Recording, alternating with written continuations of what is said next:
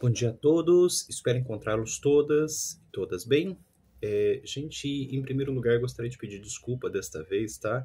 Porque eu vou ministrar essa aula de forma gravada, porque eu tive algumas outras atividades aqui na UEL e foi um pouquinho difícil de conciliar as aulas com essas outras atividades, né? Seja como for, existe uma prescrição no programa de disciplina para que a gente possa ministrar até 20% desse conteúdo de forma remota. Então, assim, vou utilizar este proporcional no caso emergencial mesmo, tá bom?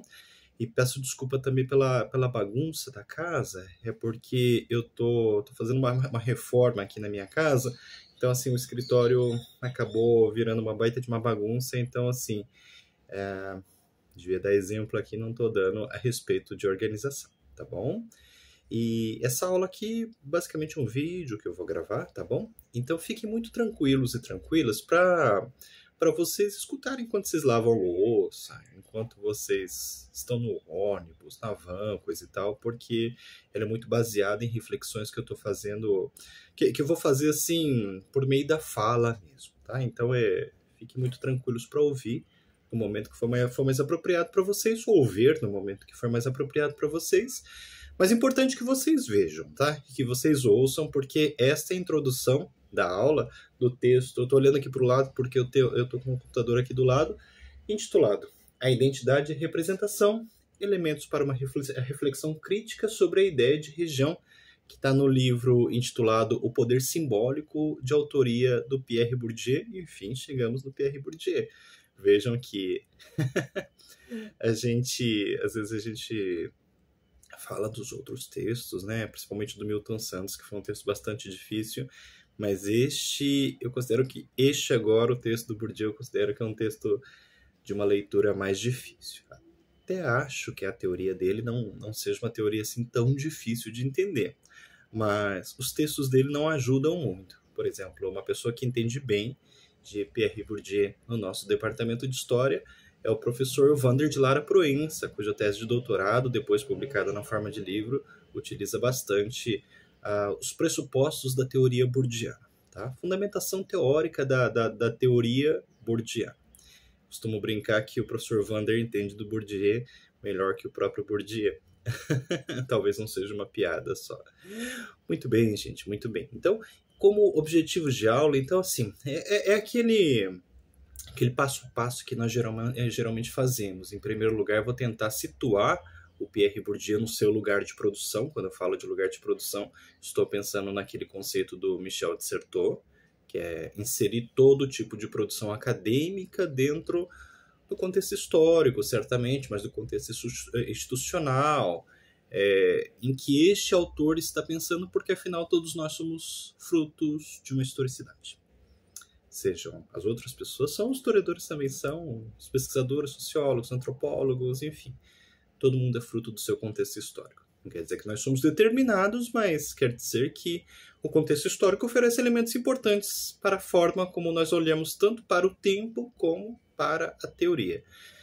Tá, então nós vamos situar o autor no seu contexto de produção e o objetivo das aulas, não apenas desta gravada, mas a próxima, que será presencial, tá, gente? É tentar, assim, introduzir de uma maneira geral quais são os grandes elementos da teoria do Bourdieu. Claro, a aula não é completa, porque afinal a gente precisaria de um curso inteiro para Pierre Bourdieu. Mas tentar introduzir o que é um campo, o que são especialistas dentro de um campo, o que são regras de campo, o que é hábitos, o que é poder simbólico, que são conceitos fundamentais ligados à teoria do Pierre Bourdieu. E depois disso, de situar os grandes elementos dessa teoria bourdiana, nós vamos tentar compreender como o conceito de região é uma construção histórica estruturada dentro desses campos estabelecidos e que esse conceito de região, por mais que ele pareça natural, nós já vimos lá com Milton Santos que não é um conceito natural, é todo um produto histórico, por mais que o espaço esteja lá, o fato de demarcar esse espaço como uma fronteira, isso é um produto histórico, isso é uma construção humana estabelecida num determinado espaço, tempo histórico. Então, assim, a gente vai mostrar como o conceito de região ele é uma construção histórica inserida no interior de determinados campos culturais, vamos colocar assim, e atravessada por conflitos, no sentido de que há disputas em torno do que é o campo, do que é região, que é bolado no conceito de campo, é que os conceitos são muito familiares no final das contas, embora não seja exatamente a mesma coisa. E, enfim, como há disputas em torno desse conceito de região. Então, assim, como postulado, nós não estamos partindo aqui, nesta aula e na próxima aula, de um conceito de região que seja baseado apenas em critérios naturais. Tá? Então, assim, não é só a geografia natural, digamos assim, que influencia no conceito de região. Na verdade, influencia de fato, mas ela não determina. Então, assim, a gente está partindo de um postulado quase laplaciano, lá do Vidal de Lablache, do geógrafo, no sentido de pensar como o espaço, as configurações do espaço, inclusive com os seus rios, as suas montanhas, ela estabelece alguns elementos importantes que são utilizados como referenciais, mas são os seres humanos que falam, olha, a fronteira entre o estado do Paraná e o estado de São Paulo é o Paranapanema. Não é o Paranapanema, propriamente dito, que está falando, como entidade. Eu sou a fronteira que separa o estado de São Paulo do estado do Paraná. São seres humanos que estabelecem isso. Enfim, tentar situar o Pierre Bourdieu no seu lugar de produção, tentar situar os grandes elementos da teoria bourdiana, principalmente aqui nesta aula gravada, e depois tentar compreender como o conceito de região é gestado no interior dessa teoria bourdiana, enquanto uma construção histórica atravessada por conflitos de poder. Tá? Então, este é o objetivo das próximas aulas. Então, basicamente, quem é Pierre Bourdieu? Né? Quem é esse sujeito em torno do qual nós ouvimos falar tanto, e que nós ouvimos falar tanto, que é um pesquisador, um teórico principalmente, que é tão complicado no final das contas. Então, nós estamos falando de um sociólogo francês, tá? Que viveu no século XX. Deixa eu ver que eu tenho algumas anotações aqui para não me deixar me perder, tá? Mas é um sociólogo assim, muito influente ao longo do século XX. Eu diria, ele tem o mesmo peso, ou pelo menos um peso aproximado, a figuras que nos chamam muito a atenção no campo da história e também das áreas afins, como Roger Chartier, Michel de Certeau, até o Michel Foucault, embora não necessariamente as teorias desses autores vão casar tão bem. A gente vê que as teorias do Chartier e do Pierre Bourdieu casam muito bem, as dos outros já não casam tão bem. Não é porque são ruins, não é porque são incompletos, mas porque teorias têm perspectivas de observação e também têm campos de diferenciação. E o Pierre Bourdieu é um desses autores que pertence a uma leva das ciências humanas, e aqui a gente está falando de ciências humanas de uma maneira mais ampla, e que oferece um impacto bastante significativo no campo da história. Isso é fato. A história se renovou muito em diferentes momentos do século XX, muito em função de grandes considerações que foram feitas em outras áreas da filosofia, da sociologia, por aí vai. Não é a primeira vez que este assunto vem à baila aqui na nossa aula, não é? Então, o Pierre Bourdieu, no campo da sociologia, ele oferece essas grandes contribuições, e entre outras contribuições que a gente pode destacar, me parece que uma das mais expressivas talvez seja conseguir fazer essa articulação que hoje nos parece mais evidente, mas que nos anos 70, 80, digamos, não era tão evidente assim, que é a articulação entre os construtos culturais, o mundo da cultura, o mundo da representação, por aí vai, com o mundo da sociedade e das relações de poder. Porque para nós hoje isso é estabelecido. E o fato de ser estabelecido uma espécie de pressuposto, mas todo pressuposto a gente precisa compreender, problematizar, questionar, enfim. Não no sentido de falar mal, mas no sentido de compreender.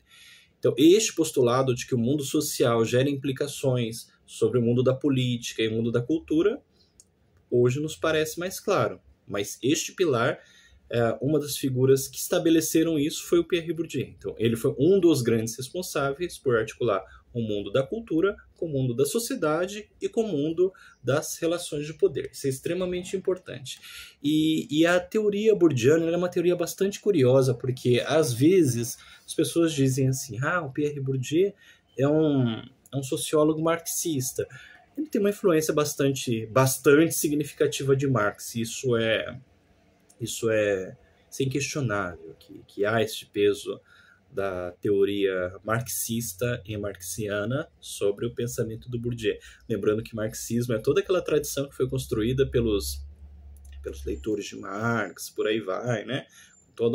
Com todo um grupo significativo de pensadores em torno disso.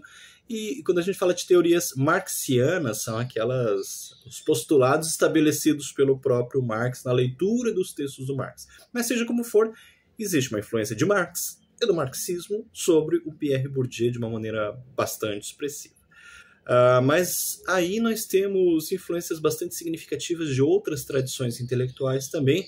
Então nós temos um peso bastante considerável voltado para as teorias do Max Weber, que é um autor extremamente importante, talvez um dos 3 ou grandes pilares da sociologia ou das ciências humanas, enquanto ciência, ali no século XIX, quando ele fala de carisma, quando ele fala do poder da sociedade em torno da constituição de certos tipos sociais. Isso aparece na teoria bourdiana. Isso vem muito do Max Weber. Enfim, a gente tem, por exemplo, eu costumo ver muito mais Weber do que Marx nas teorias bourdianas. Há quem veja mais Marx do que Weber, mas enfim, essas duas matrizes teóricas operam de uma maneira importante para pensar a proposição teórica do Pierre Bourdieu, no final das contas. Mas uma coisa que eu sugiro muito, gente, e isso é uma coisa que eu aprendi pós-graduação. Digo, não na pós-graduação, mas após me formar, após fazer mestrado, doutorado, quando eu tive que dar aula. Dei aula durante um tempo em Campo Mourão, 2008, 2009, alguma coisa assim, agora não lembro direito o ano, mas eu fui contratado como professor colaborador naquele momento para dar aula de ciências sociais. E a gente entra num curso de ciências sociais e acha, nossa, mas eu sou historiador. O que o historiador não faz? O que essa caixinha de ferramentas do historiador não faz? E entrando lá eu descobri o quanto essa caixinha de ferramentas do historiador não faz mesmo. Aí eu tive que correr atrás de algumas defasagens minhas e falei assim, além de ler Marx, deixa eu ler outras matrizes dessas ciências humanas, deixa eu ler Max Weber, deixa eu ler o Emile Durkheim, entre outros. E aí eu descobri que esses autores de fato são extremamente importantes, tão importantes quanto a tradição marxista e marxiana, e como isso influencia de uma maneira profunda os autores que a gente gosta bastante na história. Então, assim, aí que vem a minha sugestão. Quando puderem, quando tiverem oportunidade, dialoguem com as outras ciências humanas. Dialoguem com a ciência de uma maneira geral.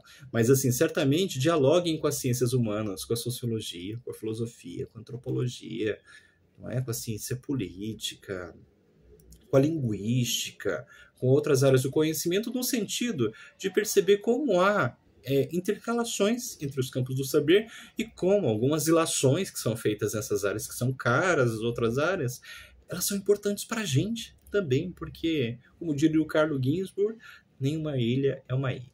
Então, são as influências do Pierre Bourdieu. E ele foi diretor da 6ª seção da Escola Prática de Altos Estudos em Ciências Sociais, esse nome comprido, né? Mas que é a grande institucionalização acadêmica de uma coisa chamada Escola dos Análises. Aquilo que a gente já conversou em outros carnavais, né? Em outros momentos, que é como os análises começam como uma revista, mas não há revista que defina um campo de produção de saber se ela não for minimamente institucionalizada.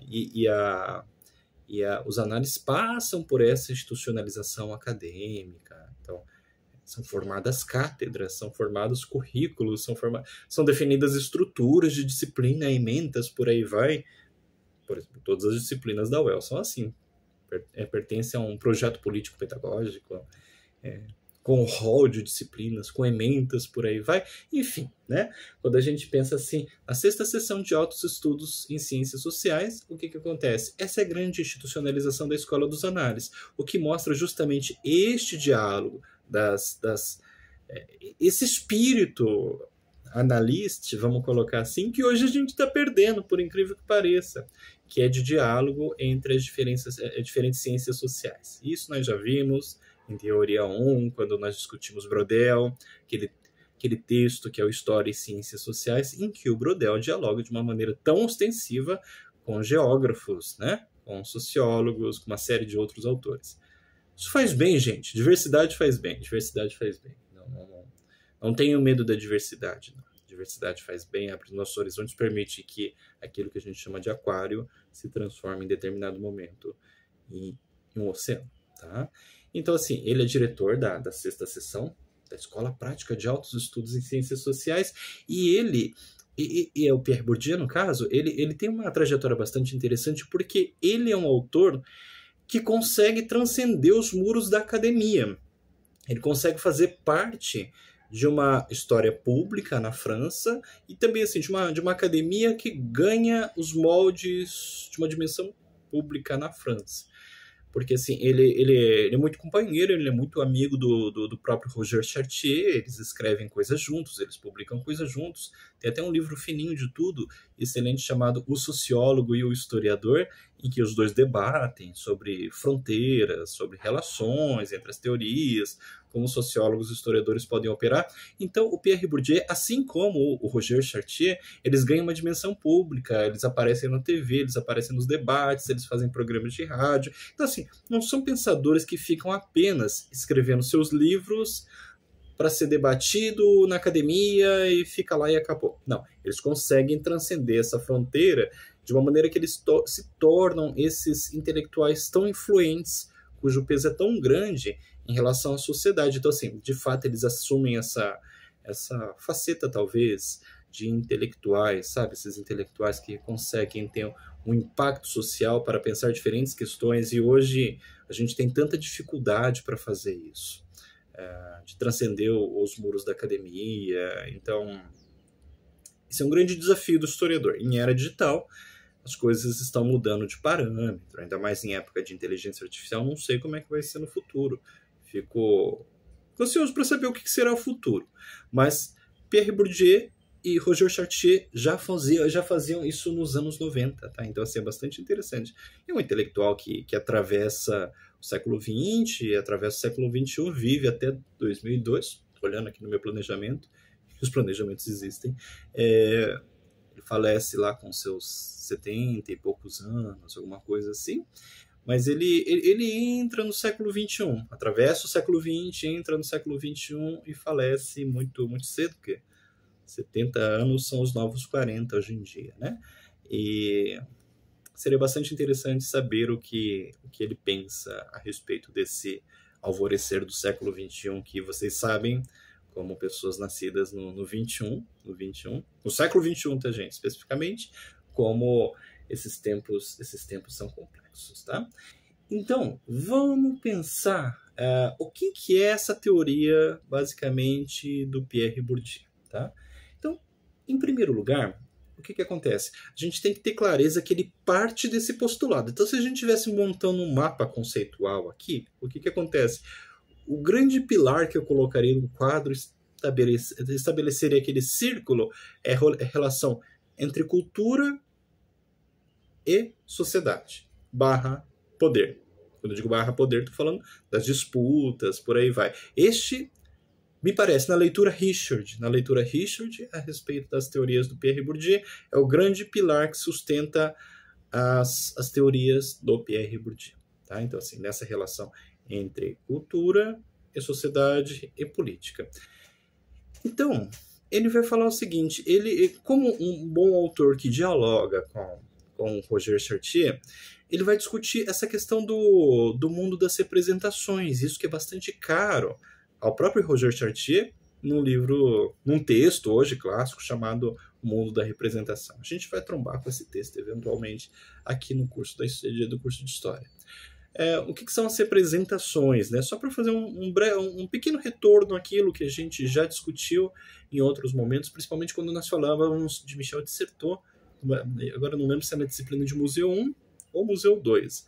O que é representação, né? Representação é a reapresentação de algo, de um determinado fenômeno, por meio dos signos. No sentido de que a representação não substitui esse algo. A representação não é apresentação, na medida em que essa determinada coisa não é apresentada direto. Então, veja como este momento é privilegiado nisso, para a gente pensar essas questões. Se nós estivéssemos em sala de aula presencialmente agora, vocês poderiam dizer: o Richard está apresentado, porque assim, o Richard é perceptível por meio dos sentidos, né?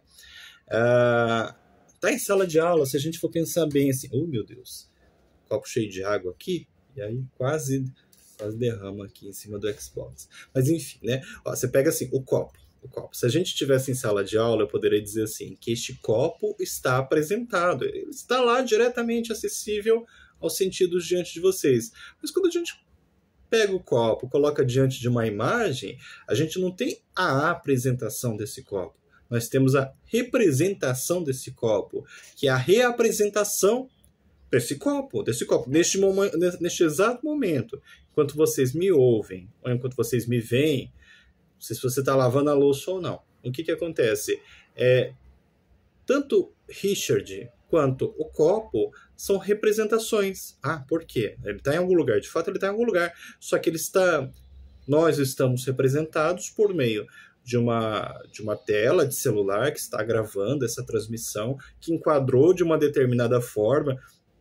Poderia estar gravando a cozinha de casa. Poderia estar gravando a da casa de casa. E os meus gatos não deixariam isso acontecer jamais, né? As minhas gatinhas não deixariam isso acontecer. Mas tô gravando aqui do escritório. Entende? Então, assim, só o fato de enquadrar de determinada forma é uma construção de representação, por aí vai. Então, assim, isso é um signo. Então, o que é uma representação? É a reapresentação de algo por meio de signos, da linguagem audiovisual. Mas poderia ser uma linguagem verbal, tipo, falar assim, olha, o Richard utiliza óculos de determinado formato, arredondado, Richard está barbudo, sabe? Não faz a barba já faz um tempão, essas coisas, Richard é desleixado, essas coisas, né? Essas coisas. Ou essa barba é charmosa. Tá vendo? Tudo isso é representação. O que é, né? Assim, é desleixo, charme, enfim. Então, assim, tudo isso é representação. Então, a representação é a reapresentação de algo por meio de signos, independentemente se esses signos pertencem a uma linguagem audiovisual, a uma linguagem escrita. Vocês podiam cantar uma trova. Também seria uma representação. E por aí vai. Então, o Pierre Bourdieu, assim como o Roger Chartier, ele trabalha com esse mundo da cultura que ele é perpassado de representações, digamos assim. Embora, veja, está no título da obra dele, representação. No caso do Bourdieu, talvez diferentemente do Chartier, ele vai utilizar alguns termos mais ou menos intercambiáveis para se referir a esse mundo das representações. Então ele vai chamar ou de representação ou de bem simbólico. Então, assim, quando ele está falando de bem simbólico, em geral ele está falando de representação. Não confundir com capital cultural. Capital cultural está ligado a isso, mas não é a mesma coisa. Chegaremos aos capitais. Capital cultural, capital científico, capital religioso. Isso é outra coisa. Vocês veem que eu já estou me empolgando, né? Então, capital cultural é outra coisa, embora correlacionado. Então, quando o Pierre Bourdieu ele fala de representação, em geral, ele está falando de bem simbólico. Só que a questão é que, às vezes, a gente pensa assim, a representação, ela é o mundo da cultura, é o mundo das artes, né? Quando eu vejo uma pintura, é uma representação. Quando eu vejo uma fotografia em galeria de arte, isso é representação? Não. Quer dizer, não. Sim, isso é representação. O cinema é representação, a música é representação, onde você espera que a representação mais esteja, de fato ela está ali. Essas coisas são representação. Só que tanto Pierre Bourdieu Quanto ao Roger Chartier, eles dão um passo mais para baixo ou para cima, enfim, eles complexificam um pouco. Passo para cima é voar, né, gente? Enfim, né? Um passo adiante, vamos colocar assim. Então, o Pierre Bourdieu e o Roger Chartier, eles dão um passo mais adiante, aí sim, não para cima, não para baixo, né? Porque eles serem enterrados, mas enfim, no sentido de falar que a representação não está só no terreno dessas coisas que a gente espera que sejam artísticas, tá? A representação, ela envolve o mundo social. Não é só que ela é produto da sociedade, ela é produto da sociedade também. Mas assim, a representação envolve o mundo social. Então, mesmo quando você fala assim, nossa, acordei hoje às 6 da manhã, tô saindo para trabalhar. Geralmente você não vai falar que a representação tá aí, não é? Mas a representação tá aí sim. Então, quando você fala assim, quando você acorda de manhã, aquele exemplo que eu sempre dou, e diz assim, nossa, hoje eu vou trabalhar, trabalho vai ser difícil hoje, mas você fala assim, mas o trabalho dignifica homem. Representação, você está se motivando diante de uma representação que foi construída em torno do mundo do trabalho. O trabalho dignifica o homem. Acho que é uma concepção moderna, acho que, não tenho certeza, é uma concepção protestante, inclusive, de trabalho. O trabalho dignifica o homem. Vamos lá, trabalhar é bom. Trabalhar dá novo valor ao ser humano. Agora, quando você fala, meu Deus, tem que trabalhar, eu não suporto trabalhar, não vejo a hora de não sei o que, você trabalha enquanto fardo. Representação, que é uma certa concepção medieval de trabalho, de que assim, o nobre não tem que trabalhar, porque assim, o nobre tem um tipo de sangue especial, não tem sangue especial nenhum, mas quando se fala que o nobre tem sangue especial, isso também é uma representação, no sentido de que ele não precisa pegar no pesado para trabalhar, trabalha coisa de camponês, não é que mas seria coisa de camponês, seria coisa de artesão, então assim, trabalhar é um fardo que os outros precisam realizar para a nobreza. Representação, gente, vejam, isso não está inscrito no mundo, embora o trabalho, já diria Marx, que o trabalho é fundamental para o ser humano, na medida que você precisa sobreviver, você precisa vestir, você precisa comer, essas coisas todas, a representação que se cria em torno dele não está inscrita na natureza, isso não precede o ser humano, não, é o homem que cria. Quando eu digo homem, eu estou falando de seres humanos, tá? Independentemente de gênero, que constrói representação em torno de algumas questões. Então, assim, nesse sentido, do ponto de vista das proposições culturais, tanto do Chartier quanto do Bourdieu, não existe dimensão social que não esteja inscrita de uma determinada forma pela representação. Então, assim, um operário trabalhando, um motorista de aplicativo trabalhando, um professor trabalhando, quem quer que seja trabalhando ou não, digamos assim, isso está envolto por representações. Então, assim, o mundo social está envolto por representação. Quando você vai à feira, numa quinta-feira de manhã, num sábado de manhã, num domingo de manhã, isso está envolto por representações, a forma como você se porta diante dos outros, a forma como você se veste. Eu sempre falo, se vestir não é só um ato de estou nu, coloquei roupa, não é isso. Tá? Se vestir é um ato de se mostrar publicamente, não é? Por que você está com uma camisa preta de gola? Por que você não está com uma regata? Ou falar, mas regata é coisa de quem vai para a praia. Ou não, tá, gente? Ou não. Então, assim, mas por que no mundo jurídico você coloca terno e gravata? Essas coisas, percebem? Assim, tudo isso é representação. A nossa gestualidade, por aí vai. Esses dias eu estava conversando com uma colega que foi para o Japão recentemente, foi para o Japão este ano. Aí ela é nipodescendente e ela não é mestiça, né? Por exemplo, eu sou mestiço, meu pai não é nipodescendente. Ela não é mestiça.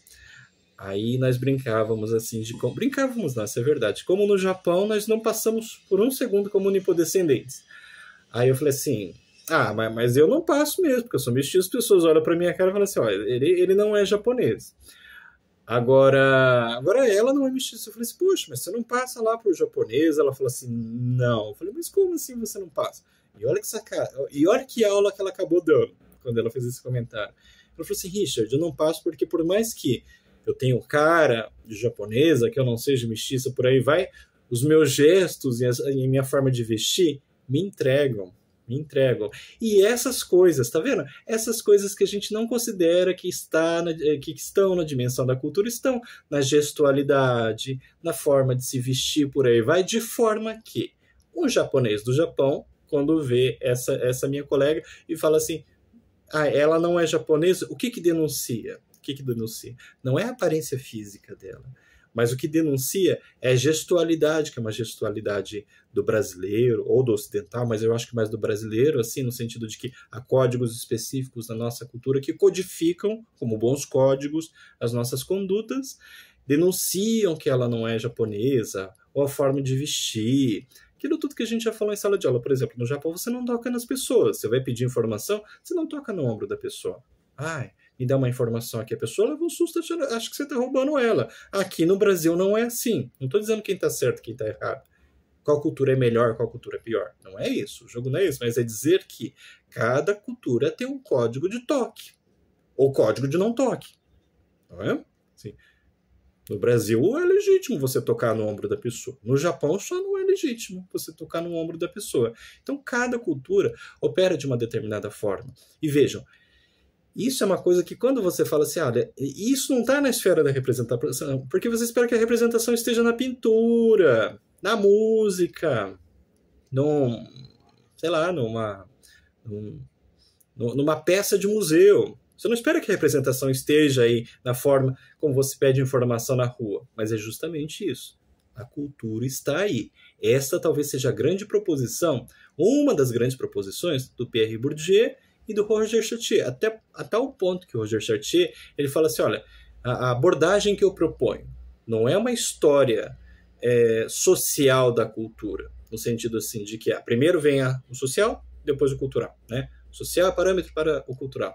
O que ele está falando é, estou propondo uma história cultural da sociedade. Não quer dizer que essa cultura está voando, que essa cultura independe de contexto histórico, muito pelo contrário. É mostrar que não tem essa divisão clara, no sentido, primeiro está aqui, o extrato da sociedade, as coisas que eu faço enquanto ser humano na sociedade. E aqui está outra coisa que é a esfera da cultura. Não.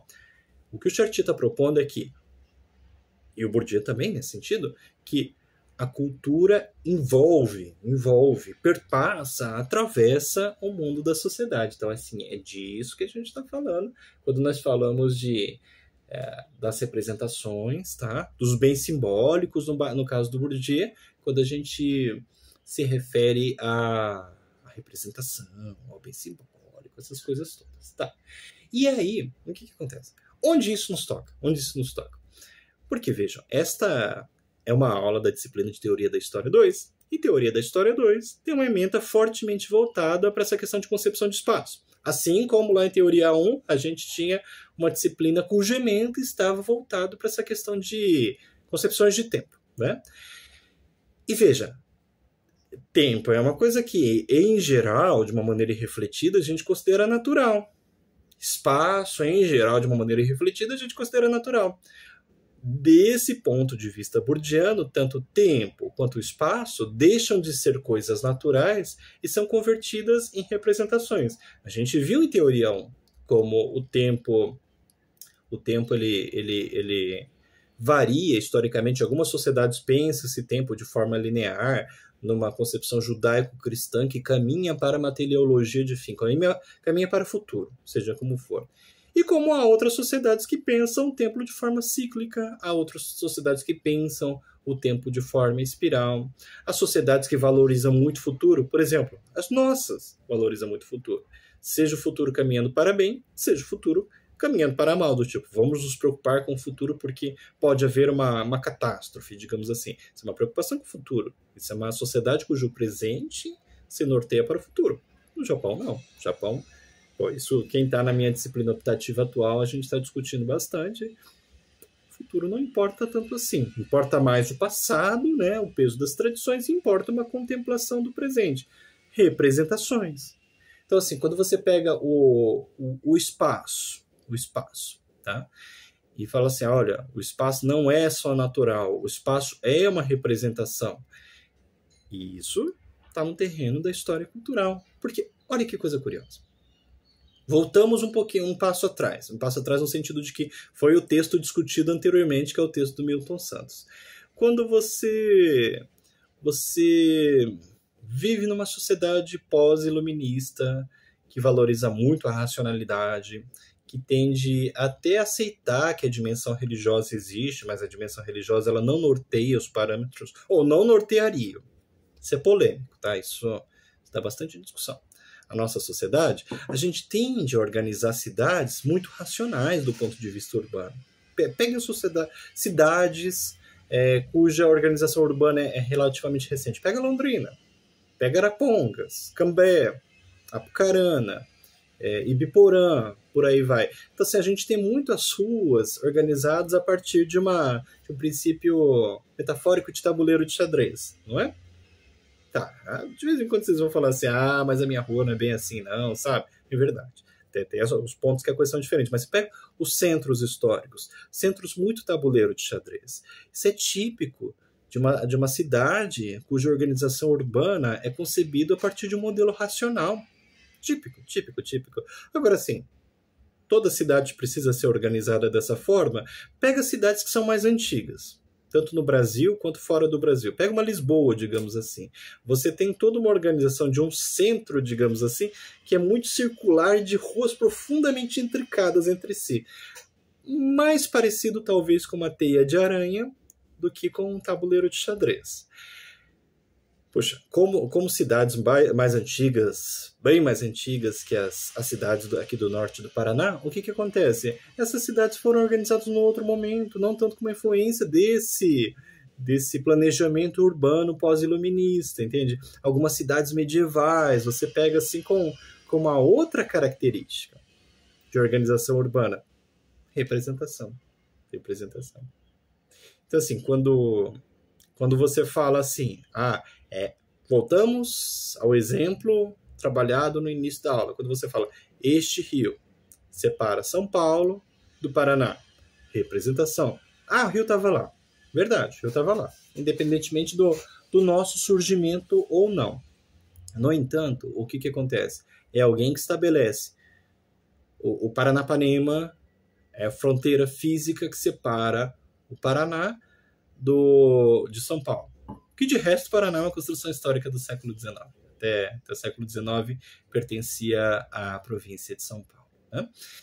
Então, você está vendo como é que são construções históricas? E isso está permeado no conceito de representação ou bem simbólico. Então, assim, olha, tentando sistematizar um pouquinho o que a gente viu até agora. A gente tem um Pierre Bourdieu que articula cultura, sociedade e política.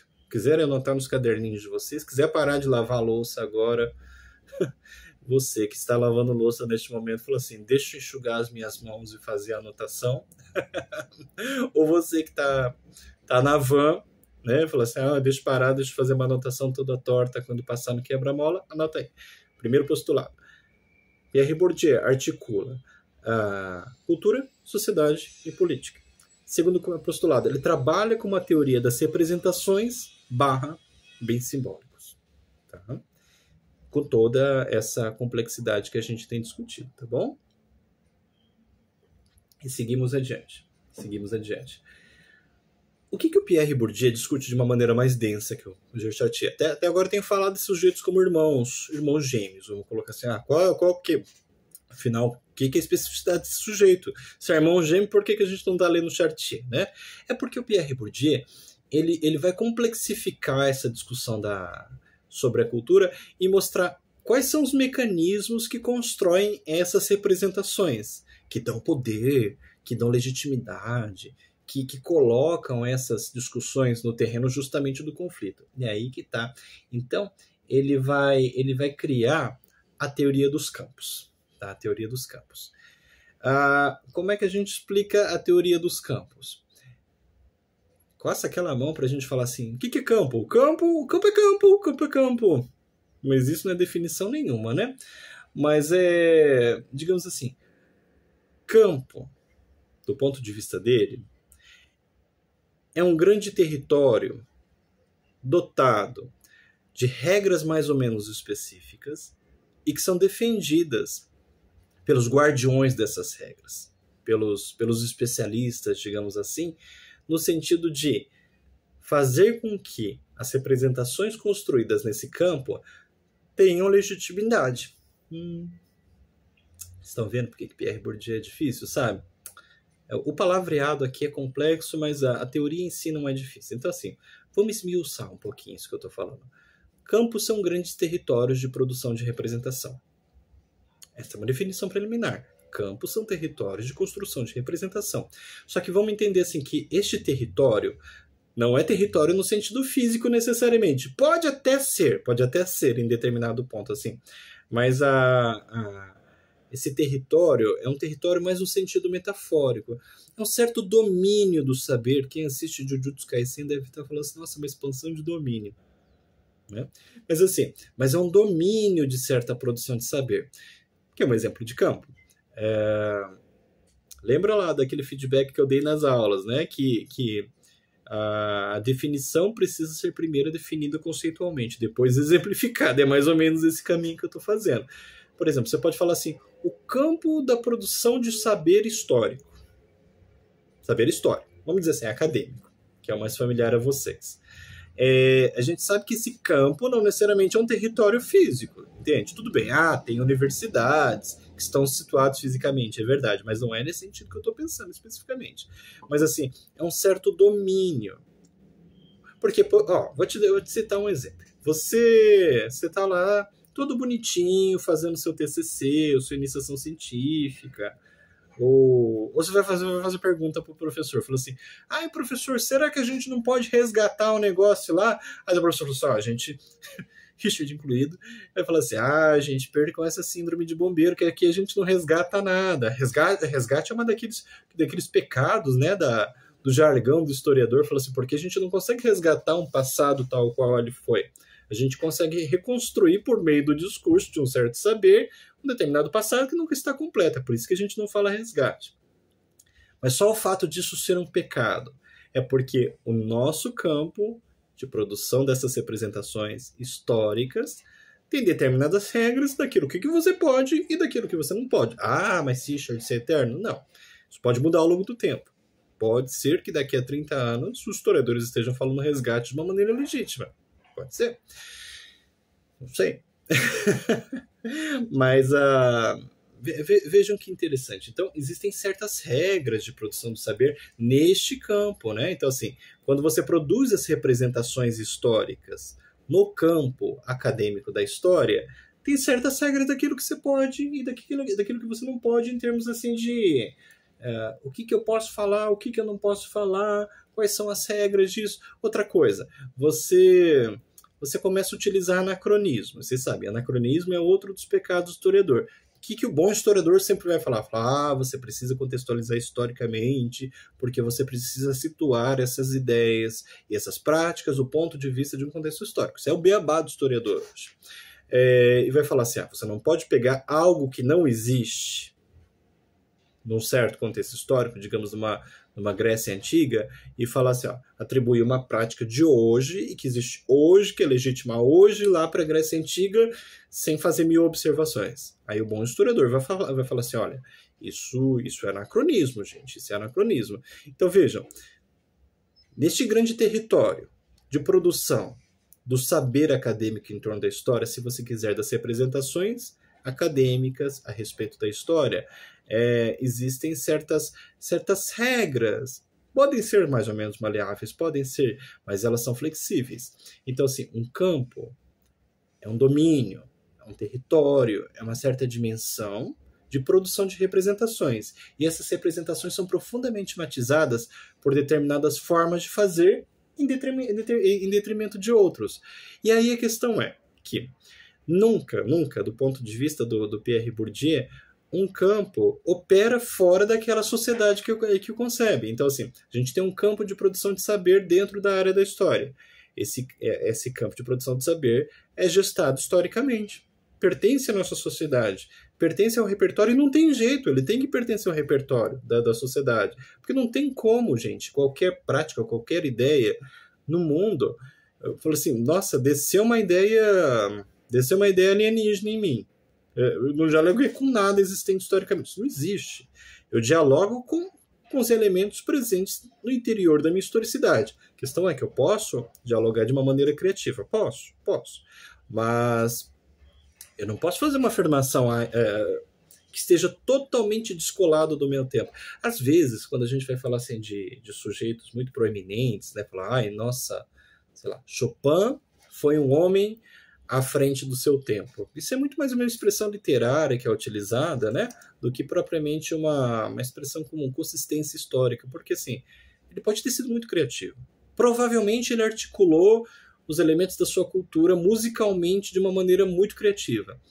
Mas ele não podia estar fora do seu tempo, ele não poderia estar à frente do seu tempo. Ele está no seu tempo, por mais criativo que ele seja, não tem problema isso. Enfim, mas não vamos nos afastar desta discussão. Então veja, existe um campo de produção da área de história, e este campo se encontra dentro de uma sociedade. Então, assim, os campos estão articulados com uma sociedade. E aí você pode multiplicar ad infinito esses campos. Eu falei de um campo acadêmico, mas se você quiser, você pode falar assim, um campo acadêmico que vai produzir representações sobre o espaço. É ou não é? Historiadores não fazem isso? Geógrafos, principalmente, não fazem isso.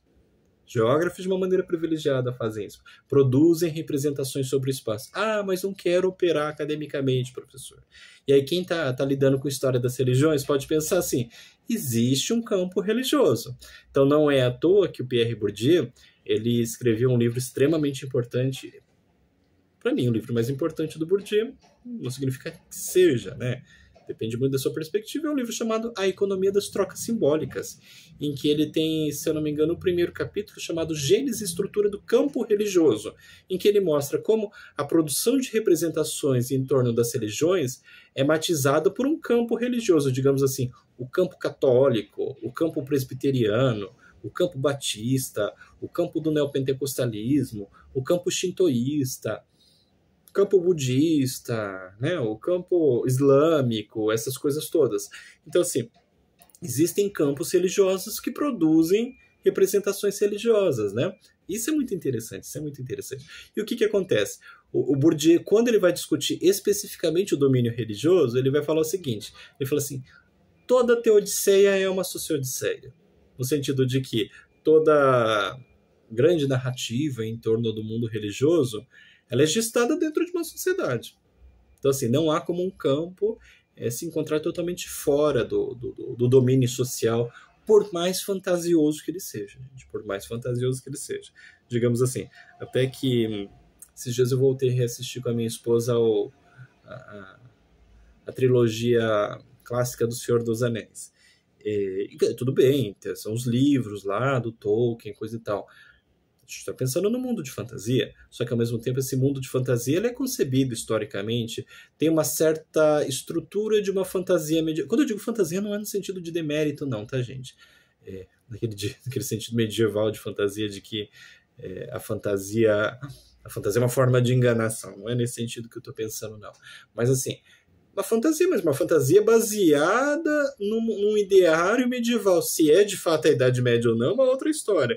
Mas assim, de que na Idade Média você tem um sistema de religiosos, você tem um sistema de nobres, você tem um sistema, os nobres que são guerreiros, né? Pensa lá no texto clássico do Jacques Le Goff. Você tem os artesãos, você tem os camponeses, por aí vai, né? Então assim, isso não é exatamente Idade Média, não importa, mas isso está baseado numa certa ideário de fantasia medieval, meio Dungeons and Dragons, por aí vai. Jogadores de RPG saberão do que eu estou falando. Então, por mais fantasioso que o campo seja, e as representações produzidas nesse campo, por mais fantasiosas que elas sejam, um campo nunca está fora da história. Tá? Isso é uma coisa importante da gente pensar. É por isso que toda teodiceia é, em certo nível, uma sociodiceia. Olha que interessante, gente.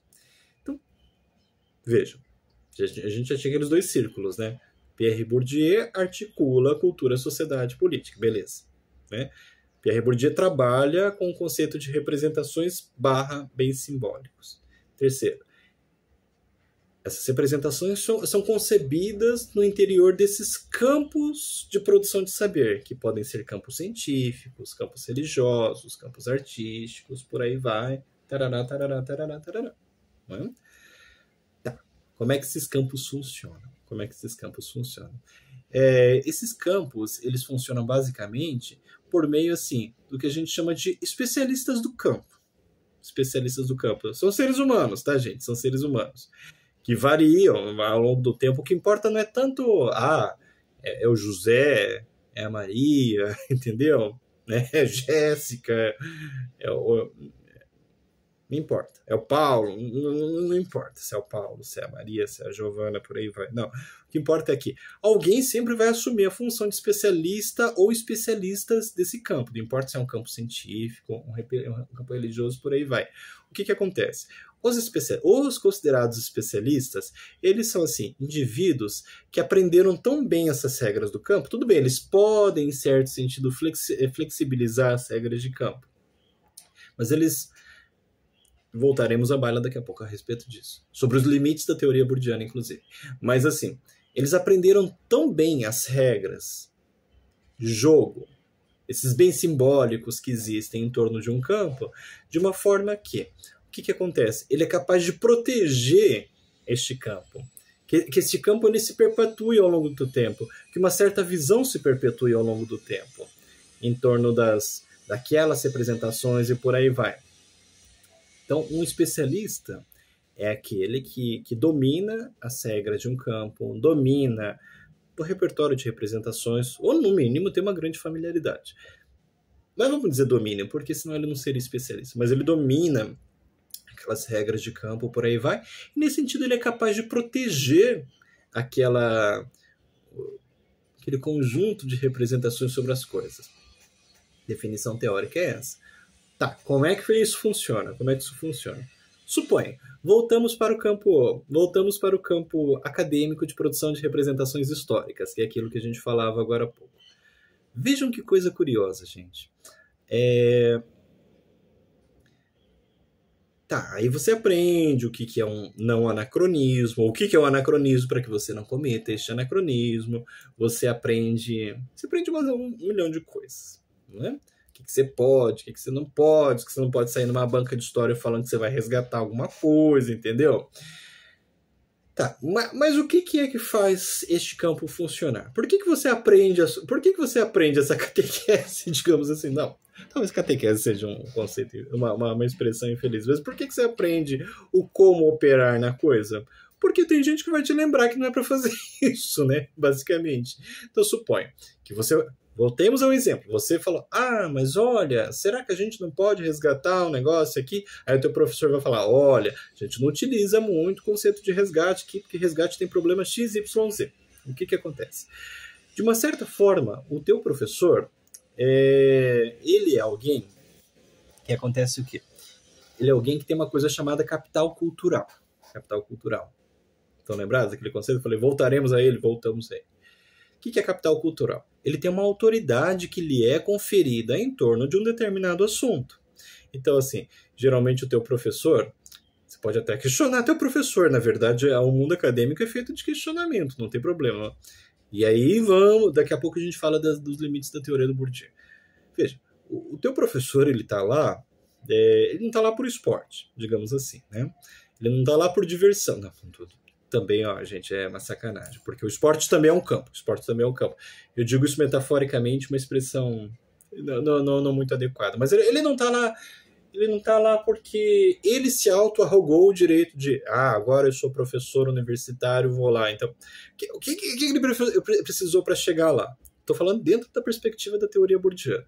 Ele precisou fazer um curso de graduação com vocês, ele precisou aprender as regras de campo, ele precisou fazer um TCC, ele precisou defender o TCC diante de uma banca e mais o orientador dele, voltaremos ao assunto banca, ele precisou fazer especialização, ele precisou fazer mestrado, ele precisou fazer pós-doutorado, de vez em quando ele precisou fazer pós-doutorado também, ele precisou fazer um concurso público, digamos assim, ele precisou ser avaliado por outras pessoas no concurso público, aí tá, ele se tornou professor universitário.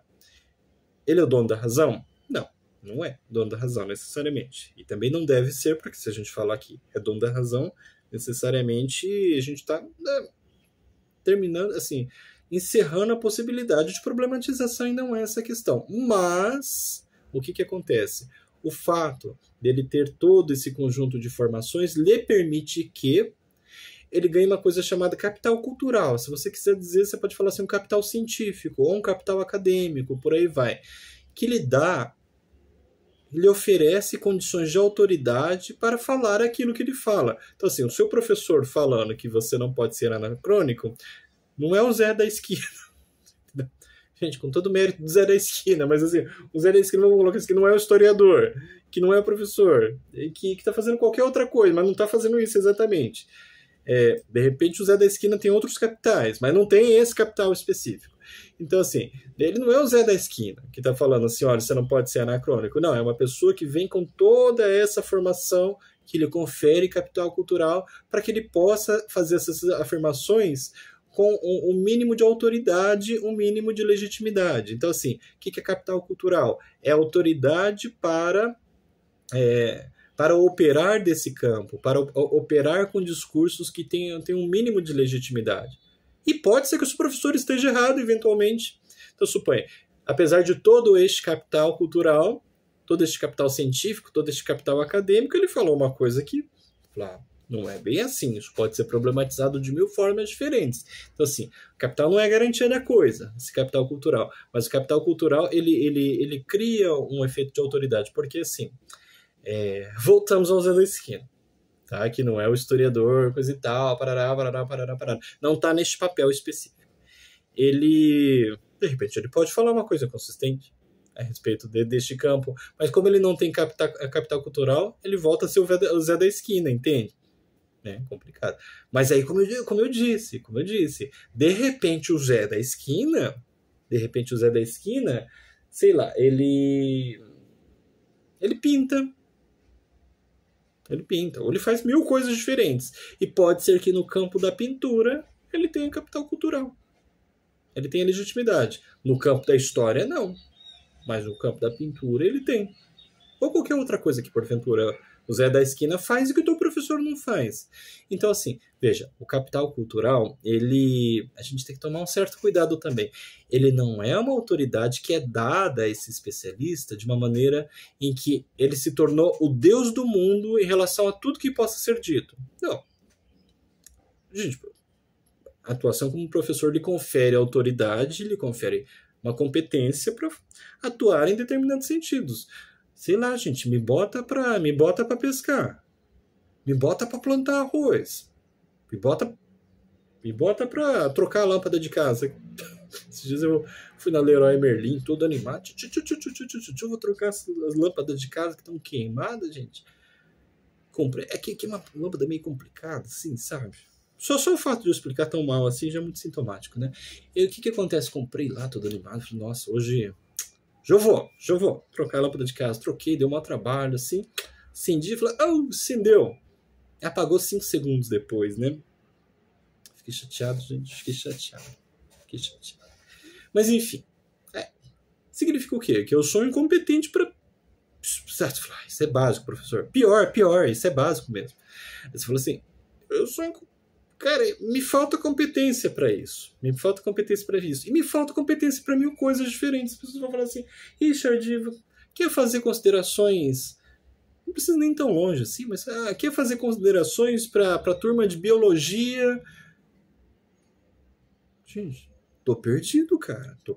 Sei falar para historiadores, sei falar para o pessoal das humanas, sei falar, quando muito, para o pessoal das letras. Mas assim... que é das humanas, tá? Mas assim, o que eu vou fazer na biologia, entende? De repente pode até ser interessante, mas eu não tenho competência para falar com biólogos. Por quê? Por mais que eu tenha formação acadêmica, fiz mestrado, essas coisas todas, talvez eu não tenha uma formação específica para falar de uma maneira consistente sobre microbiologia. Talvez não tem mesmo. Pode ser que haja alguns outros domínios que sejam interessantes, que talvez a experiência de um historiador ofereça condições interessantes para falar com biólogos. Pode ser. Então, mas O que eu estou querendo dizer é que capital cultural nem sempre funciona para tudo. E de vez em quando, nesse mundo de internet que a gente conhece, nesse mundo de YouTube, de influencer, coisa e tal, de vez em quando a gente pega algumas pessoas que têm capital cultural num determinado domínio e que tentam transferir esse capital cultural para um outro domínio que não lhe cabe. E a gente vê muita gente falando besteira no final das contas, sabe? Fala assim, ué, até que ponto o diploma de historiador lhe deu diploma para falar sobre conselho de casal? Supõe, sabe? Não vou nem citar nomes para não ficar chato, né? Mas de vez em quando a gente pega essas coisas todas. Então, assim, o capital cultural dado ao especialista dentro de campo te permite fazer algumas considerações interessantes sobre defender aquele campo, né? É isso que o especialista faz. Porque olha que coisa interessante. Aí você é estudante de história. E, gente, pelo amor de Deus, quando eu digo isso, não estou falando no sentido de rebaixar ninguém, desqualificar ninguém, longe disso. Mas quando você entra no curso de graduação, entende que você está aprendendo a respeito de regras de campo, conhecendo os autores que a gente precisa operar com, né? E aí o que acontece? Suponha que você vai fazer uma iniciação científica. Aí você montou seu projeto de iniciação científica, por aí vai, tudo bonitinho. Começou a fazer a iniciação científica. Aí você termina a iniciação científica, você tem que apresentar o teu trabalho num evento chamado Encontro Anual de Iniciação Científica. Você tem que apresentar a comunicação de pesquisa. Você faz a apresentação de pesquisa para os pares, entende? Provavelmente haverá outros professores, outros alunos de iniciação científica. As pessoas fazem perguntas, por aí vai. A própria validação do discurso pelos pares é um dos parâmetros da ciência. Este é um dos parâmetros de validação da ciência. É uma forma de você passar o seu discurso pelo crivo dos especialistas do campo. Aí tá, beleza, fiz isso, agora vou fazer TCC, montei o projeto de pesquisa, que pode ser uma continuidade na iniciação científica. No mínimo que você vai ter que fazer é chegar no final dos 4 anos de graduação, ou mais, se você tiver levado um pouco mais de tempo, não tem problema, de você defender seu TCC. Você defende seu TCC diante de quem? De banca. De banca. Então, suponha que você tem um trabalho na área da história das religiões, que você esteja trabalhando com pentecostalismo. Gente, então, o que acontece? Provavelmente fala assim, olha, suponha que eu tenho um orientando, fazendo um trabalho desse perfil. Fala, olha, poxa, será que a gente não pode chamar o professor Vander, o professor Alfredo, que tem especialista, que tem pesquisa nesse assunto, né? Ou se não, eu estou trabalhando com o judaísmo antigo. Vamos chamar a professora Mônica, que tem pesquisa em torno dessa questão, não é? Então, assim, mas você está trabalhando com a Segunda Guerra Mundial. Vamos chamar o professor Francisco. Você está trabalhando com teatro no Brasil do século XIX. Vamos chamar a professora Silvia Martins. Entende? Vou chamar o professor Miguel, porque está trabalhando com X, Y, Z. Você vai chamar uma banca que tem ou pesquisa direto, ou no mínimo uma grande familiaridade com um determinado objeto de investigação que você está desenvolvendo no decorrer do TCC. Aí você chama essa banca. E claro, é uma banca legítima, posto que é uma banca com conhecedores do assunto. Não é o Zé da Esquina. Voltamos ao Zé da Esquina. Ele não é o Zé da Esquina, entendeu? Que tem competências para outras coisas, mas talvez para isso ele ainda não tenha. Pode ser que ele tenha, eventualmente. Entrando no campo, aprendendo, fazendo curso de história, essas coisas todas. Então, o que acontece? E aí você apresenta para os pares. Os pares vão fazer o conjunto de considerações. E, gente, eu estou falando... Talvez pareça que esse processo seja o fim do mundo. Não é o fim do mundo, tá? Banca é das coisas mais interessantes que existem, tanto para os alunos quanto para os professores, por incrível que pareça. Para nós é um aprendizado gigantesco, ouvir os colegas. Mas o que acontece? Você é aprovado ou não, entende? Quando digamos que você seja aprovado, você foi consagrado enquanto um estudante competente para fazer uma pesquisa em torno daquele assunto. Por que eu digo competente, tá, gente? Competente talvez soe pesado. Mas o que é competência? Competência é uma coisa construída, no bom sentido. Porque, por exemplo, você fala assim, ele é incapaz de... Não. O que é capacidade? Capacidade é uma coisa nata. Competência é uma coisa construída. Então, por isso que eu digo, o Zé da Esquina, ele não é historiador. Mas se ele fizer o curso de história, ele pode se tornar competente a falar academicamente sobre história, porque ele pode falar de história. Nada impede que ele fale de história. Mas, academicamente, pode ser que ele se torne competente para... Então, eu não estou dizendo que o Zé da Esquina é incapaz. Estou dizendo que o Zé da Esquina não tem a competência específica ainda. E ele pode vir a desenvolver. Por isso que eu não gosto muito do termo capacitação. Vou capacitar as pessoas para isso. Não, capaz as pessoas já são. Vou criar competências para que as pessoas falem isso. Isso não pior, né? Vou fazer uma reciclagem. Reciclagem é brabo, gente. Reciclagem é brabo. Então, é isso que o especialista de campo ele faz. Né? Ele domina as regras de campo justamente para que ele possa proteger este campo, vamos colocar assim. Tá? Já estou acabando, juro. Já passamos a 1 hora de aula. Aguentei, gente, aguentei. Daqui a pouco a gente está encaminhando para a finalização pelo menos deste segmento da aula. Enfim, nós temos um campo, nós temos especialistas de campo que mobilizam essas representações por meio de um capital cultural, que é a autoridade que lhe é conferida em torno de um determinado assunto, e por fim, nós temos as regras de campo. Tem certas coisas que a gente pode dizer, tem certas coisas que a gente, pelo menos, não pode dizer com tanta tranquilidade assim, dentro de um campo. E aí é muito curioso, porque há alguns... Mais de década, gente, mais de década. Isso era... Estou falando de um trabalho de conclusão de curso de um colega do professor Rodolfo, lá atrás, né? Um colega do Rodolfo, enquanto o Rodolfo fazia graduação. Ele trabalhou com esports, né? Que é justamente o campo... Agora, qual jogo ele trabalhava, gente? Será que ele trabalhava com StarCraft? Não tem certeza. Não sei, gente, não sei. Acho que não. Mas ele trabalhava com esports. Vamos colocar assim, vou dizer uma coisa que eu sou mais familiar. Campeonato Evo, tipo campeonato de Street Fighter, campeonato de Mortal Kombat, de Guilty Gear, essas coisas todas. É o campo de esportes, coisa e tal.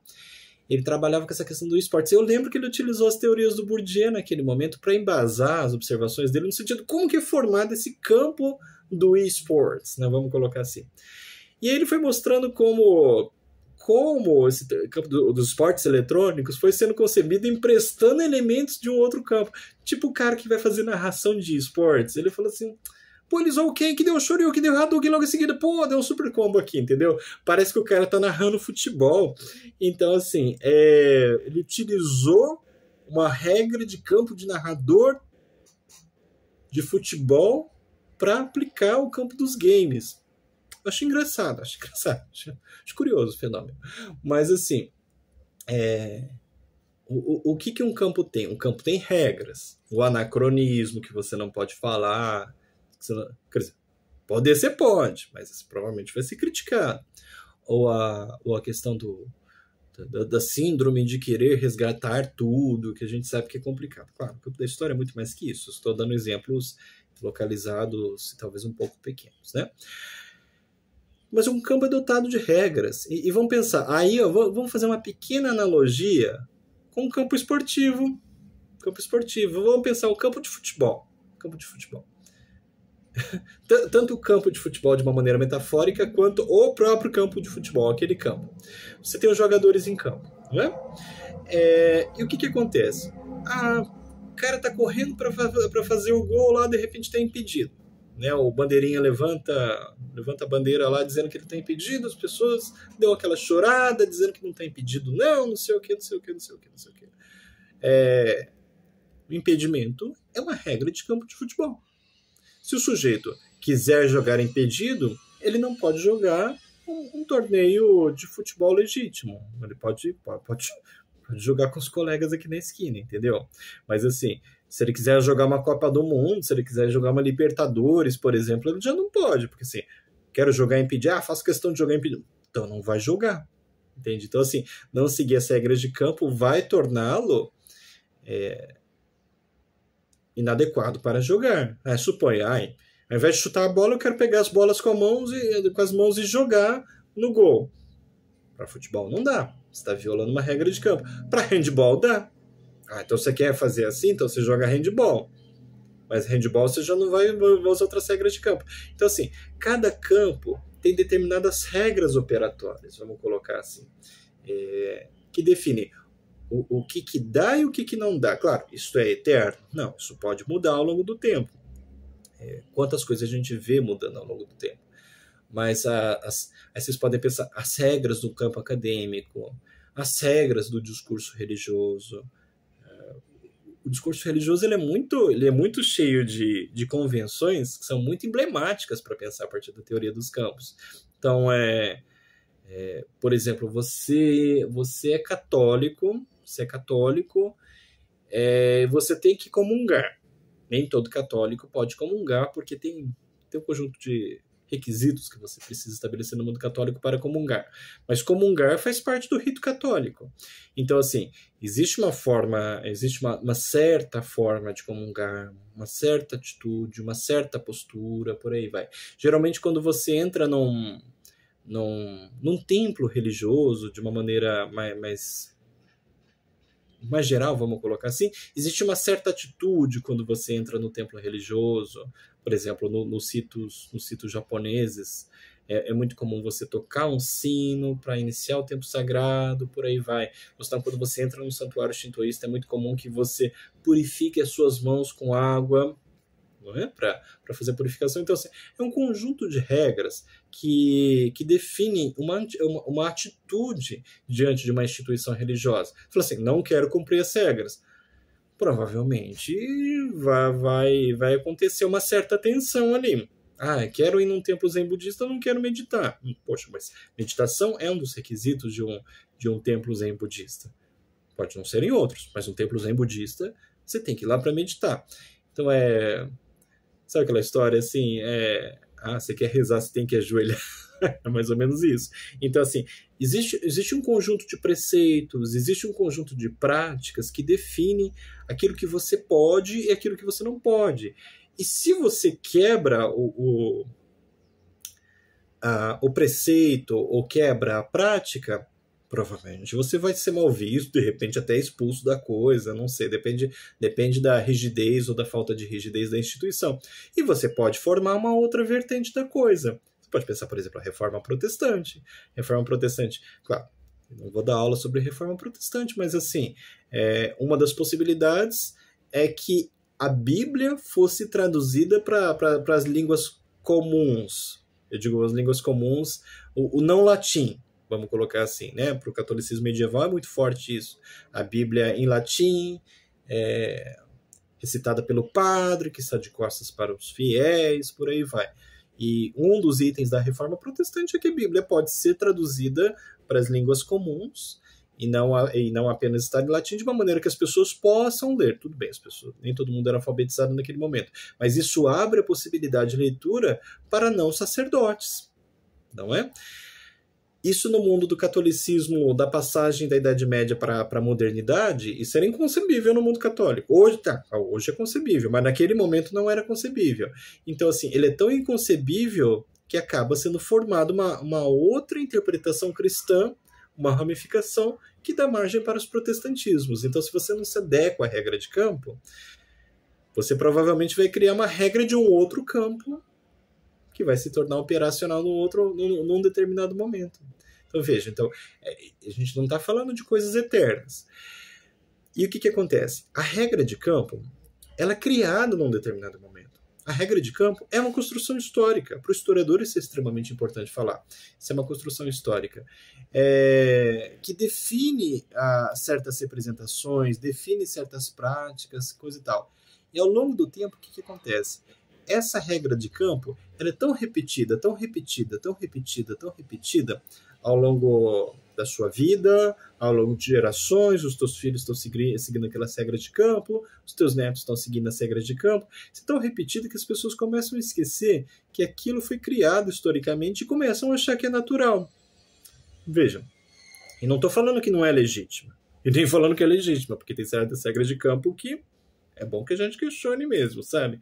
Mas a gestualidade, a forma como você conversa com os outros, parará, isso vai sendo tão repetido ao longo do tempo que isso se converte numa coisa que o Bourdieu chama de hábitos. Hábitos. tá? Que vem do hábito que a gente conhece. Mas tem uma carga conceitual em hábitos aí. Porque o hábito é isso, é aquilo que você repete e você aprende por repetição. Mas o hábitos é isso também, mas é uma coisa a mais. Porque, assim, às vezes a gente tende a esquecer que isso foi construído historicamente e que isso é fruto de relações de poder. É fruto de relações de poder em determinado momento. Por exemplo, você vai falar assim, que o inglês é a língua internacional, posto que aí você usa de uma série de razões, porque talvez seja mais fácil isso ou aquilo, não sei o quê. Mas por que que o inglês se converte numa língua internacional por hábitos? Porque a gente tem uma influência bastante significativa da Inglaterra e depois dos Estados Unidos, né, principalmente a partir do pós-Segunda Guerra Mundial, de uma maneira que o inglês se torne essa língua que você precisa aprender nas escolas. Poxa, minha mãe aprendia francês, a minha sogra aprendia francês na escola, nem tanto inglês, porque o jogo de forças de línguas era uma coisa diferente naquele momento. Então, assim, será que muitas coisas não vêm para nós via hábitos que foi estabelecido em determinado momento? Hoje a gente já está no momento, que eu tenho aprendido muito com os meus colegas hoje em dia, que a gente precisa questionar essa questão, porque não é uma questão assim, de considerar meramente o inglês a língua legítima, não. A gente está no momento de plurilinguismo, que é um momento assim de considerar todas as línguas com o mesmo valor, o inglês, o português, o japonês, o mandarim, né? As múltiplas línguas, e valorizá-las tendo em vista os contextos específicos, as demandas específicas. É uma forma de reagir a um certo hábito estabelecido. Então, assim, o que é o hábitos? É aquilo que se repete e você esquece por que aquilo se tornou hábitos num determinado momento. Mas aquilo é fruto de uma construção histórica e é fruto de de vez em quando, certas regras de dominação que a gente precisa questionar. Por exemplo, essa questão assim, de que a ordem tripartite na sociedade medieval era algo determinado por Deus. Né? A gente tem uma representação de que a sociedade é o que é, e este ser social, essa identidade social, é mediada por uma determinação de Deus, por uma vontade de Deus. É um conjunto de representações estabelecido por especialistas de bens de salvação, como diria o Bourdieu, e que é repetido pelo hábitos. Chega um determinado momento que você, camponês, fala: eu sou camponês porque eu sou infeliz do destino, porque Deus quis assim, e basta que eu cumpra o meu desígnio na terra. Existe um hábito estabelecido, fruto de uma construção histórica, voltada para a legitimação de uma determinada ordem social naquele momento, e que foi inculcada ao longo do tempo por meio da repetição. Então, isso é hábitos também, no sentido assim, de os hábitos são frutos de relações de poder. Então, hábitos não é só o hábito. O hábitos ele é voltado para as construções históricas e que são mediadas por relações de poder. Então, o esboço da teoria bourdiana, um esboço talvez um pouco rápido demais, um pouco grosseiro demais, seja mais ou menos esse, né? É uma teoria que trabalha com essa articulação entre sociedade, política e cultura, política no sentido de disputa, né? E o que acontece? Porque essas representações elas são objetos de disputa ao longo do tempo. Vide a questão do catolicismo medieval, na passagem do medievo para a Idade Moderna, o questionamento que é feito em torno da reforma protestante, em torno do catolicismo que vai dar margem para a reforma protestante. Tudo isso faz com que as representações elas tensionem, elas entrem em conflito para gerar uma coisa chamada conflito simbólico. Conflito simbólico. Existe um poder simbólico. Na medida em que o campo ele tenta afirmar hegemonicamente determinadas verdades, só que as verdades não são verdades eternas. Elas são efeitos de verdade. Não é? Então, assim, elas tentam criar hábitos, criar condutas, criar ideias que seriam teoricamente legítimas do ponto de vista eterno. Só que não. O que acontece? Então, existe um poder simbólico, mas na medida em que essas concepções religiosas, científicas, e a gente vai ver na próxima aula, as concepções em torno da religião, elas são questionadas por outros campos científicos, religiosos, artísticos, esportivos, por aí vai, o que acontece? Existe um tensionamento em torno dessas ideias que parecem eternas, a ponto de criar uma coisa chamada conflito simbólico. Conflito simbólico, mostrando como essa disputa em torno de representações não é que você está simplesmente falando, meu Deus, olha, estou questionando uma ideia. Isso não tem nada a ver com política. É claro que tem a ver com política. Não aquela política no sentido antigo, de que a política é exercida pelo Estado, pelas elites, por aí vai. Não. A política, ela pode ser... Política é um conceito. Política, ela pode ser concebida como a ação pública do sujeito que questiona, que discute, de vez em quando aceita, de vez em quando não aceita, questiona. Essa é a ação do homem no espaço público, no sentido de definir ideias. O que é interessante para o meu país, o que é interessante para a minha comunidade, como é que a gente pode repensar o conceito de religião, como é que a gente pode pensar o conceito de religião e região, por aí vai. Então, quando a gente questiona essas representações estabelecidas por um campo, defendida por especialistas, inculcadas por meio do hábitos, o que acontece?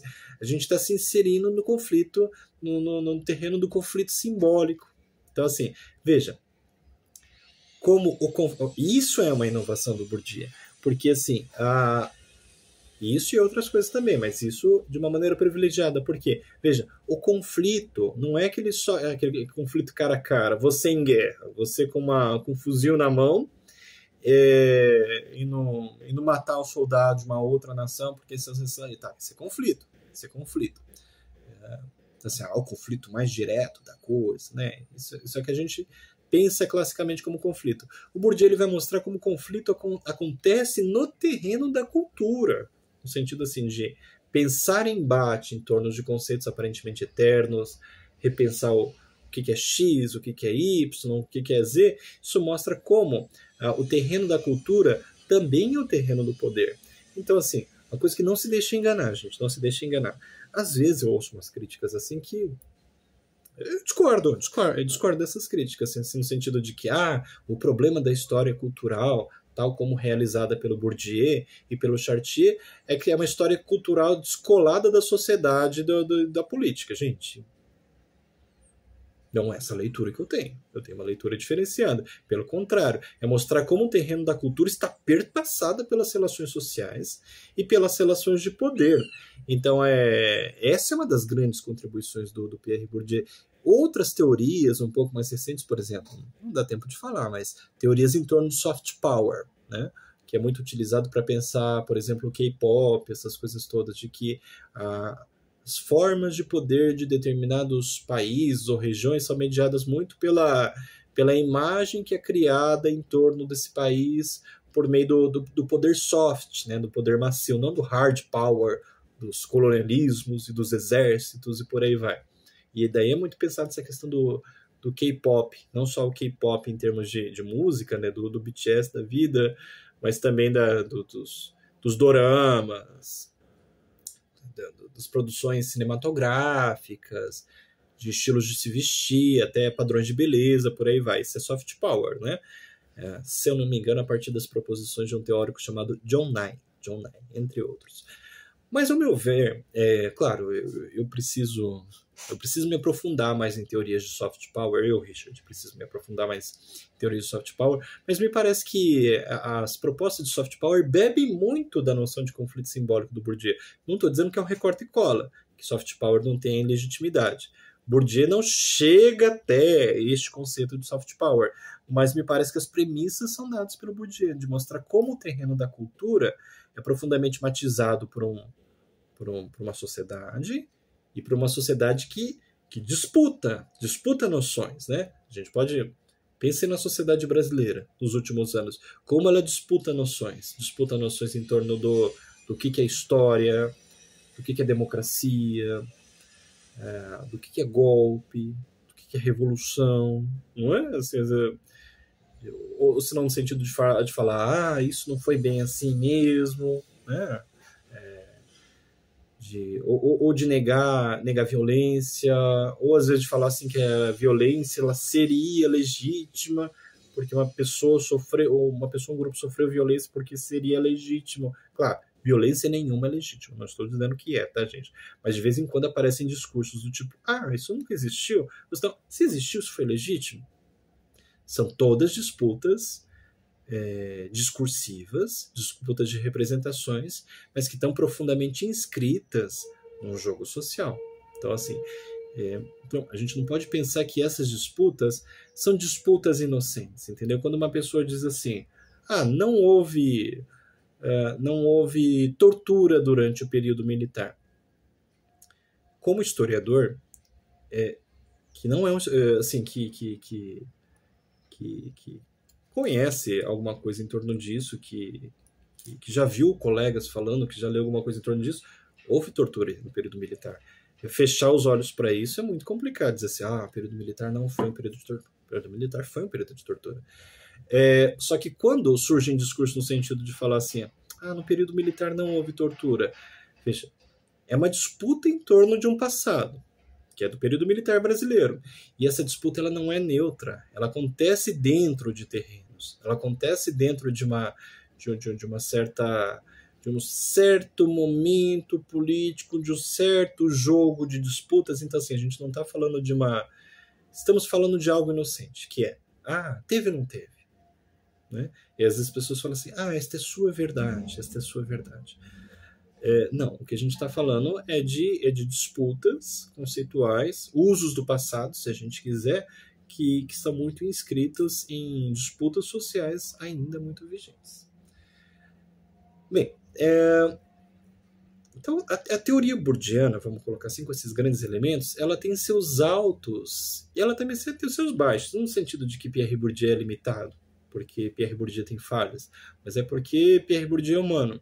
E qualquer ser humano propondo teorias, as teorias têm pontos de alcance, pontos que te permitem enxergar, olha que interessante, mas ela também tem certos pontos cegos. Por exemplo, a teoria do Bourdieu é ótima para pensar representações que estão escritas em instituições religiosas, bem estruturadas, com especialistas, com regras, coisas do tipo, mas a teoria do Bourdieu ela já não funciona tão bem assim para fenômenos que não operem com instituições. Então, por exemplo, o professor Vander e eu discutimos muito num projeto que nós encerramos recentemente, chamado Fenômeno Religioso em Londrina. Por exemplo, quando você pega o fenômeno das parteiras, das cartomantes, de religiosidade mais popular, tem até um pesquisador, Nicolas Pires, que defendeu uma monografia de especialização recentemente em torno dessas religiões de margem, vamos colocar assim, que aí a teoria do Pierre Bourdieu ela já não ajuda muito a pensar nessa questão, porque assim, a teoria bourdiana funciona muito bem para estruturas, coisas muito bem estruturadas, institucionalmente. Já não funciona tão bem para fenômenos que não dependem tanto de instituições. E, por exemplo, a teoria bourdiana, uma das críticas que é feita é justamente assim, como a teoria bourdiana ela tem muita dificuldade para explicar o processo de mudança histórica, e mudança é extremamente importante para o historiador. Então ela tem muita dificuldade para explicar isso, porque assim, parece que as estruturas são muito rígidas, os campos são muito rígidos, as regras são muito rígidas, o hábitos cria uma coisa muito rígida. Por exemplo, essa é a principal crítica que o Michel Dissertot, que é um teórico que a gente cita bastante, inclusive citou para falar de lugar social agora há pouco, é uma das críticas que o Michel Dissertot, num livro chamado A Invenção do Cotidiano, faz ao Pierre Bourdieu. Fala assim, olha, será que esse hábitos não é rígido demais? Esse conceito de hábitos não é rígido demais para explicar como é que surge o processo de mudança social? Então, assim, em termos de estrutura social, cultural, política, Pierre Bourdieu é maravilhoso para pensar isso. Para explicar mudança, sabe, como é que o jogo do tabuleiro de xadrez muda ao longo do tempo? Já não vou dizer que não funciona. Tanto é que o Pierre Bourdieu é muito bem utilizado por historiadores.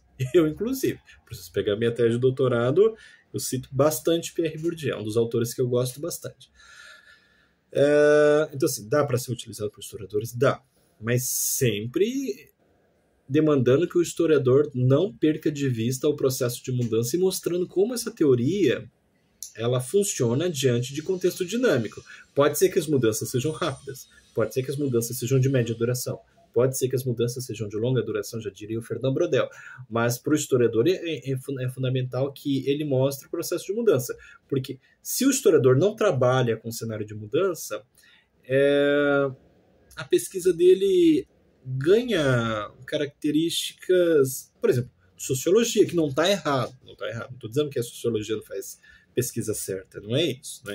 Mas assim, por exemplo, uma característica das pesquisas sociológicas, elas podem dialogar com o tempo, não tem problema, podem dialogar com a historicidade, mas os quadros sociais eles tendem a ser um pouco rígidos demais, o que não é um problema para a sociologia, mas é um problema para a história. Então, assim, o historiador ele pode operar com uma leitura sociológica, pode e deve, vide as considerações do Pierre Bourdieu, mas ele precisa mostrar como, utilizando aquela metáfora proposta pelo Fernand Braudel, naquele texto clássico que a gente trabalhou em Teoria da História 1, que é o História e Ciências Sociais, o historiador deve pegar os modelos rígidos e colocar no mar da história. Lembre quando o Fernand Braudel fala, olha, mas é justamente no momento que os modelos afundam que é o momento mais precioso, para mostrar assim, se aquilo funciona ou não no mar da história. O que é o mar? O mar não é rigidez, o mar é movimento perpétuo. Então, assim, como esses modelos funcionam, aplicando-os ao discurso histórico. Nossa, eu gostaria de falar mais uma hora em torno disso, porque da discussão. Mas, enfim, por hoje, eu espero que fique claro, assim, essa questão do lugar social do Pierre Bourdieu, dessa atuação dele, no sentido de compor uma história pública na França, de como ele é muito influente no campo da história, e tentar compreender as bases da teoria bourdiana. Conceito de campo, conceito de especialistas dentro do campo, conceito de regra de campo, conceito de representação / bem simbólico, e de como essas representações elas são desenvolvidas em torno do hábitos. Tá? Então, assim, na próxima aula a gente discute de uma maneira mais densa essa questão, tira eventuais dúvidas, tá? E se precisarem enviar dúvidas no Classroom, fiquem muito, muito tranquilos e tranquilas, tá, gente? Muito obrigado por tudo e nos vemos.